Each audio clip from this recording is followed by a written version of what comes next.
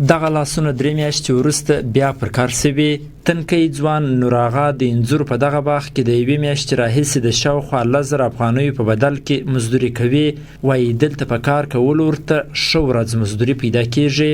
2 میاشتې خو در مخه نه کار نشي او دلته خو د انځورو کاروبار چې سره شروع شو موږ په دغه کار سره لګیا یو. بس د خپل کور دپاره یو څه شی پیدا کولی سو او ډېر ځوانان په دې کار سره اخته دي. خو دا چې دی دا خو ډېر ښه دغه دی، ښه بټی دی او دا باید دی چې نو د دغه هم ډېر سي او هم ښه دی دغه پیدا کړي ښه. د نور آغا په څیر د انځورو په باغونو کې په سلګونه بېروزګاره کسان دا مهال د انځورو په باغونو کې کار کوي. هغوی وایي د کوکنارو د نیش وهلو تنده د انځورو په کاروبار ماتوي او دغه بوټي د عایدو ښه منبع ده. ټول ارزګان ولایت کې په ولسوالۍ کې په هره منطقه کې د انځورو کاروبار شروع دی چې ورچه مخلوق باخته دی. د تریاک فرقان ګټه کوي کارګر ته او باغ 4-5 کاسه موږ په دې باغ کې دوی باغونه سته 10 کاسه 15 کاسه بس پخته یې بالا دغه خواري ده. څوک یې پیي څوک یې ورته راشکي څوک یې ټولوي بس دا رقم پخته یې سره.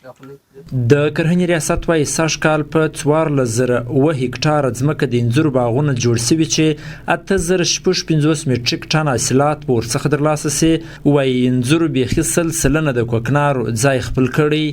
تیر کال 1250 هکټاره باغونه درلودل. سږ کال موږ تقریبا 14,009 هکټاره باغونه لرو چې 12% د دوی په باغو کې زیاتوالی راغلی دی او ترڅنګ د دې 1,193 متریک ټنه تولید موږ په پروش کال درلودی. سږ کال موږ دا د تولید کچه د 8,055 متریک ټنه ته انشاءالله رسیږي په راتلونکي کال چې سږ کال یې تولید راټول کو زموږ تولیدات به زیات سي. تقریبا 12% به زموږ د تولید په زیاتوالي کې په تولید کې زیاتوالی راسي. په روزګان ولایت کې په دې وروستیو کلونو کې پر ځمکو د انځورو دغه ډول باغونه جوړ سوي دي.